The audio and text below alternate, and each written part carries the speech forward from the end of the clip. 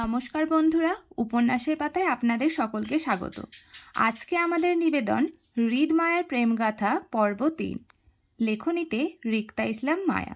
তাহলে চলুন কানে হেডফোন দিয়ে চোখ বন্ধ করে হারিয়ে যান গল্পের জগতে, কারণ আমি পড়ব আর আপনারা শুধু শুনবেন। কাঠফাটা তপ্ত দুপুরের রোদে অতিষ্ঠ ধরণী। প্রহর তাপে যখন সূর্যটা মাথার উপর থাকে তখন মানুষের অবস্থা প্রায় সিদ্ধ আলুর মতন হয়। আমার অবস্থাটাও ঠিক সিদ্ধ আলুর মতন হয়েছে। আমার একার অবস্থা নয়, বরং অনুষ্ঠানে উপস্থিত প্রায় অধিকাংশ ছাত্রছাত্রীর অবস্থা এই মুহূর্তে সিদ্ধ আলুর মতন। প্রতিটা মানুষই কেমন ঘেমে ঘুমে যাতা অবস্থা। উফ! এই যে আমরা যারা মাঠে চেয়ার পেতে বসে আছি, শুধুমাত্র আমাদের অবস্থাটি সিদ্ধ আলুর মতন হয়েছে, বাকিরা সবাই ভালোই আছে। স্টেজের বিশেষ অতিথিবৃন্দের জন্য বিশেষ যান্ত্রিক ফ্যানের ব্যবস্থা তোড়জোড়ভাবে করা থাকলেও মাঠে আসনে বসা শিক্ষার্থীবৃন্দদের জন্য তেমন একটা যান্ত্রিক ফ্যানের ব্যবস্থা ছিল না। যা গুটি কয়েকটা ফ্যান রয়েছে সেগুলো বেশ দূরে দূরে সেট করা, যার ফলে এই যান্ত্রিক ফ্যানের বাতাস যে কোথায় কার গায়ে লাগছে আল্লাহ জানে। আর এদিকে এই অতিষ্ঠ গরমে এবার সত্যিই মেজাজ খারাপ হয়ে যাচ্ছে আমার। গরমে আমি সব সহ্য করতে পারি, কিন্তু পায়ের জ্বালা পোড়া সহ্য হয় না একদমই। বলতে গেলে প্রচণ্ড গরমে আমার বডিতে তেমন সমস্যা হয় না, কিন্তু পায়ে ভীষণ রকমের জ্বালা পোড়ার সমস্যা হয়, যা এখন হচ্ছে। খোলা মাঠের মঞ্চে পিছনের সারিতে প্রথম চেয়ারটিতে বসেছিলাম আমি, আমার সাথে জুঁইয়ের সাথে আমাদের চট্টগ্রামের একটা নতুন বান্ধবী বসেছিল, নাম শ্রেয়া। তিনজনের হাতেই একটা করে রজনীগন্ধা সাথে গোলাপ ফুল বাঁধা তোড়া ছিল। অন্য হাতে ছিল খাতার শক্তপোক্ত উপরের কভারের পেজটা, যেটা দিয়ে নিজেদের অনবরত বাতাস করছিলাম গরম থেকে বাঁচার জন্য। আর স্টেজে বসা অতিথিবৃন্দের একের পর এক ভাষণ শুনে শেষ করছি। শরীরে গরম আর পেটে ক্ষুধা থাকতে মানবতার ভাষণে যতটা মনোযোগী হওয়া যায়, আমি ঠিক এই মুহূর্তে ততটাই মনোযোগী ছিলাম, যার জন্য প্রায় ঘাড় এদিক সেদিক ঘুরিয়ে রাস্তা খুঁজছিলাম এখান থেকে উঠে যাওয়ার। আমার চেষ্টা বারবারই ব্যর্থ হচ্ছিল, চারপাশে সিনিয়রদের প্রহরীদারির জন্য। ব্যর্থতা আর অমনোযোগিতায় ফের চোখ ঘোরালাম স্টেজের দিকে। সারিবদ্ধভাবে সকলেই বসে সেখানে। আমাদের বিশেষ অতিথিবৃন্দরাও রয়েছে সেখানে।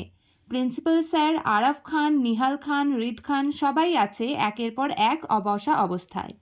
ইতিমধ্যে আমি সবার নামটাও জেনে নিয়েছি শ্রেয়ার থেকে। যেহেতু শ্রেয়া চট্টগ্রামের মেয়ে, তাই চট্টগ্রামের মানুষের খবর ওর ভালো জানা।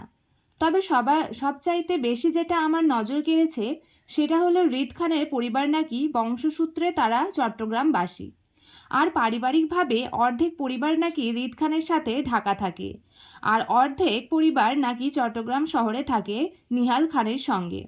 তার মানে হৃদ খানের বাবা মা একসঙ্গে থাকেন না। এবার কেন তারা একসঙ্গে থাকেন না সেটা আমি আরও অনেক পরে জেনেছিলাম। আচ্ছা, যাই হোক, এবার মূল কথায় আসি। হৃদ খানের বাপদাদারা বংশগতভাবেই তারা রাজনীতি করেন। সেই ব্রিটিশ আমল থেকেই রাজনীতির খাতার নাম তাদের। বর্তমানে হৃদ খান এই কলেজের ফাংশনে অ্যাটেন্ড করার মূল উদ্দেশ্য হলো উনার বাপদাদাকে রাজনৈতিক বিষয়ে সমর্থন করা। হৃদ খানের বাবা নিহাল খান বর্তমান চট্টগ্রাম সদরের মন্ত্রী। জাতীয় সংসদ সদস্যের আসনপ্রাপ্ত নেতা হওয়ায় তিনি চট্টগ্রামেই থাকেন। বাবা আরাফ খানও বাকি পরিবারদের নিয়ে। হৃদ খান ঢাকা থাকেন মাকে নিয়ে। তবে উনাকে প্রায়শই নিজের বাবার সঙ্গে দেখা যেত ভিন্ন রাজনৈতিক কর্মকাণ্ডে জড়িত অবস্থায়। আমাদের কলেজের ফাংশনটা ছিল হৃদ খানের জন্য তেমন একটা উদ্দেশ্য মাত্র, বাবাকে সমর্থন করার। তবে আমার এই বিষয়ে সঠিক ধারণা ছিল না। তবে বলতে হবে, লোকটা সত্যিই অনেক দারুণ দেখতে। ফিদা হবার মতন সকল দিকই আপাতত ওনার মধ্যে ছিল। এই যে মুহূর্তে উনি ওনার বাবার পাশে বসে গম্ভীর মুখে নিজের দাদাভাইয়ের ভাষণ মনোযোগ সহকারে শ্রবণ করছে, এই বিষয়টিও চোখে লাগার মতন ছিল। ওনার গাম্ভীর্য, ওনার পার্সোনালিটি সব কিছুই মনোমুগ্ধকর। আর এজন্য আমার আশেপাশে প্রায় অনেক মেয়েই স্টেজে ছবি তোলার বাহানায় শুধু ওনার ছবি তুলছে জুম করে। আমি সেটা দেখছি আর মনে মনে কি ভাবছিলাম জানেন? শুনতে হাস্যকর লাগলেও এটাই সত্যি যে সেদিন আমি পিছনের সারিতে বসে বসে শুধু লোকটার কয়টা গার্লফ্রেন্ড থাকতে পারে সেটার হিসাব করছিলাম। আরে ভাই, আপনি বলুন, হিসাব করব নাই বা কেন? সুন্দর মানুষ চোখে পড়লে সর্বপ্রথম আমাদের মাথায় এই কথাই আসে যে তার হয়তো কোটিখানিক গার্লফ্রেন্ড বা বয়ফ্রেন্ড আছে। তাছাড়া একজন সুদর্শন নেতা বলে কথা, নিশ্চিত তার বস্তা ভরে ভরে গার্লফ্রেন্ডও আছে। নেতারা কি আর ভালো চরিত্রের মানুষ হয় নাকি? তলে তলে যে কত ঘাটে পানি খায় এরা, তার হিসাব এরা নিজেরাও দিতে পারে না। হৃদ খানের করা অপমানটার জন্য আমি সেদিন তাকে একদল দুশ্চরিত্র নেতাদের দলে ফেলে মনে মনে বেশ করে শান্তি পেয়েছিলাম। কিন্তু কেন জানো তো, আমার এই শান্তিটা মাত্র অল্প সময়ের জন্য স্থায়ী ছিল। হৃদ নামক লোকটার সাথে আমার দ্বিতীয়বার দেখা হয়েছিল সুলতানা ম্যামের অফিসে। বিকাল তখন 3টা হয়। সম্পূর্ণ অনুষ্ঠান শেষ করে আমি গিয়েছিলাম ম্যামের কাছে আমার ব্যাগ আর আরিফ ভাইয়ের ফোন ফিরিয়ে আনতে, যেটা আমি তখন তাড়াহুড়োই ভুলে এসেছিলাম ম্যামের কাছে। জুই ম্যাম আমার জন্য কলেজ গেটে অপেক্ষা করছিল শ্রেয়ার সাথে। বাকি স্টুডেন্টরা যার মতো করে বাসায় ফিরে যাচ্ছিল। আমরাও চলে যাব, কিন্তু ব্যাগের জন্য পুনরায় ফিরে আসতে হয়েছে আমাকে সুলতানা ম্যামের কাছে। দরজার বাহিরে দাঁড়িয়ে ম্যামের কাছ থেকে পারমিশন নিয়ে ভিতরে ঢুকতেই হতভম্ব হয়ে যাই আমি। এতক্ষণ যাও একটু সাহস ছিল মনে, এখন পুরোপুরি নার্ভাস আর চুপচাপ হয়ে যায় কক্ষের ভিতরে হৃদ খানের উপস্থিতি দেখে। প্রচণ্ড হাঁসফাঁস করে চোখ তুলে রুমের উপস্থিত 3টে মানুষকেই দেখে নিলাম। হৃদ খান ল্যাপটপের সম্মুখে বসে কি একটা দেখছেন, আর উনার পাশে দাঁড়িয়ে থাকা লোকটা হৃদ খানকে ল্যাপটপের স্ক্রিনে কিছু একটা দেখাতে সাহায্য করছে বুঝিয়ে বুঝিয়ে বলে। আমি বুঝলাম হয়তো তারা জরুরি কোনো প্রজেক্ট নিয়ে আলোচনা করছে। আমি রুমে ঢুকতে প্রথমে চোখাচোখি হয়েছিল হৃদ খানের সঙ্গে, সেজন্য তখনকার অপমানিত চক্ষু লজ্জাটা বেশ লেগেছিল আমার। অতিরিক্ত টেনশন আর নার্ভাসনেসের জন্য উনার উপর থেকে দৃষ্টি সরিয়ে ম্যামের দিকে তাকালাম। ম্যাম আমার দিকে তাকিয়ে আছে কপাল কুঁচকে, হাতে কিছু কাগজপত্র নিয়ে। হয়তো তাড়াহুড়োয় ম্যাম এই কাগজগুলো গোটাচ্ছে। আমাকে দেখেই ম্যাম বলে উঠল, কি চাই? আমি হাঁসফাঁস করে আর চোখে হৃদ খানের দিকে তাকাতে চাইলাম। দেখলাম উনি এক পলক আমাকে দেখে পুনরায় নিজের কাজে মনোযোগ হয়ে গেছেন ইতিমধ্যে। তার মানে আমার দিকে আপাতত ওনার মনোযোগ নেই। আমি অস্বস্তিতে হাঁসফাঁস করে ইতস্তত গলায় বললাম ম্যামকে, ম্যাম আমার ব্যাগ আর ফোনটা চাই। ও তোমার ব্যাগ আর ফোন আমি টিচার্স রুমে রেখে এসেছিলাম তখন। তুমি অফিস সহকারী সাজিদকে বলো আমার কথা, সে তোমার ব্যাগপত্র দিয়ে দেবে, যাও। জি ম্যাম। জড়তা মাথা নাড়িয়ে ম্যামকে সম্মতি দিয়ে আর কোনো দিকে না তাকিয়ে চলে যেতে চাইলাম। চুপিসারে সোজা ঘুরে বের হতে চাইলে তখনই শুনলাম হৃদ খানের গম্ভীর গলা, আপনি খেয়েছেন? কিছুটা চমকে পিছনে ফিরলাম। হৃদ খান নামক একজন অপরিচিত মানুষ আমার খাওয়া দাওয়ার কথা জিজ্ঞাসা করছে, বিষয়টা আমার কাছে বেশ অবাক করা ছিল। তাই পিছনে ঘোরার সাথে সাথে হৃদ খানের উদ্দেশ্যে মিহিস্বরে বলে ফেললাম, না স্যার। আমার উত্তরের সাথে সাথে তৎক্ষণাৎ আরও একটা উত্তর আসলো আমার কানে। পাশ থেকে হৃদ খানের কথার উত্তর দিয়ে সুলতানা ম্যাম বলল, না স্যার, খাবো একটু পরে। বুঝলাম ভুল জায়গায় ভুল কথা বলে ফেলেছি আমি। আপনি খেয়েছেন সমাদরের কথাটা হৃদ খান আমাকে নয়, বরং সুলতানা ম্যামকে জিজ্ঞাসা করেছিল। আমি মাঝখান থেকে ভিন দাওয়াতি মেহমান হয়ে গেলাম তাদের মধ্যে। না বুঝেই অন্যর কথার উত্তর দিয়ে নিজে লজ্জিত হলাম। উফ, কি লজ্জা, কি লজ্জা আসলে। বিভ্রান্তিকর লজ্জাজনক পরিস্থিতি কাকে বলে সেদিন আমার হাড়ে হাড়ে টের পেয়েছিলাম হৃদ খানের সামনে। আজও আমার সেদিনের লজ্জাজনক পরিস্থিতির কথাটা মনে হলে হাত পা ছাড়িয়ে কান্না করতে ইচ্ছা করে। উফ, কি লজ্জাটাই না পেয়েছিলাম আমি। লজ্জায় কারো দিকে তাকাতেও পারছিলাম না। বরং লজ্জিত হয়ে আমি যখন নিজের দৃষ্টি লুকাতে ব্যস্ত, ঠিক তখনই শুনলাম হৃদ খানের পুনরায় গম্ভীর গলার স্বর। তিনি ম্যামকে বললেন, আপাতত আপনার এখানের কাজ শেষ ম্যাডাম, যান আপনি গিয়ে খেয়ে আসুন, বাকিটা অফিসে দেখে নেব। হৃদ খানের কথায় সুলতানা ম্যাম আপত্তি করতে চাইল। জি স্যার, যাচ্ছি, কিন্তু আপনার। ম্যামকে বলতে তিনি পুনরায় বলল, আপনি এখন আসতে পারেন ম্যাডাম। উনার অবাধ্য গলায় আমি চমকে উঠে চোখ তুলে তাকাতেই চোকাচোকি হলো দুজনের। তার মানে এতক্ষণ যাবৎ উনি আমার দিকে তাকিয়েই কথাগুলো ম্যামকে বলছিল। প্রচণ্ড অস্বস্তি দ্রুততার সঙ্গে নিজের দৃষ্টি নিচে নামিয়ে নিলাম। এতক্ষণ যাবৎ বোকার মতো ওনাদের সামনে দাঁড়িয়ে আছে বিষয়টি বোধগম্য হতেই আস্তে ধীরে ম্যামের পিছনে পিছনে আমিও বের হতে চাইলাম। কিন্তু পিছন ঘুরতেই হৃদ খানের ডাক কানে আসলো তৎক্ষণাৎ, আপনি থাকুন মিস। আমি এবার আর বোকার মতো দাঁড়ালাম না। ভাবলাম এই কথাগুলো মনে হয় সুলতানা ম্যামকে বলছেন তিনি। তাই ভালোই ভালোই চলে আসতে চাইলে হৃদ খানের শক্ত গলার ধমকে মুহূর্তে কেঁপে উঠলাম আমি। এই মেয়ে, তোমাকে থাকতে বলছি না আমি, কোথায় যাচ্ছ তুমি? ধমক খেয়ে সাংঘাতিক চমকেছিলাম আমি। লোকটা তো সুবিধার নয়, সাংঘাতিক অসুবিধা মানুষ তিনি। চেনা নেই জানা নেই একটা অপরিচিত মেয়েকে এত বড় ধমক দিবে! আল্লাহ, সকলের প্রিন্সিপাল স্যারের রুমে অপমান করলো আর এখন শাসাচ্ছে। কিন্তু কেন? কি দোষ করেছি আমি? নাকি আমার পূর্ব পরিচিত? কই, আমার তো কিছু মনে পড়ছে না। জীবনে কখনো এই ব্যক্তির সাথে আমার দেখা হয়েছে বলে? লোকটার ধমকে আরও সিটিয়ে গেলাম আমি।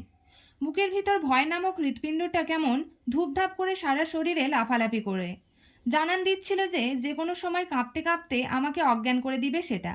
অতিরিক্ত ভয় যেমন মানুষকে দিশাহারা হয়ে যায়, আমারও অবস্থাটাও ঠিক তেমনই ছিল।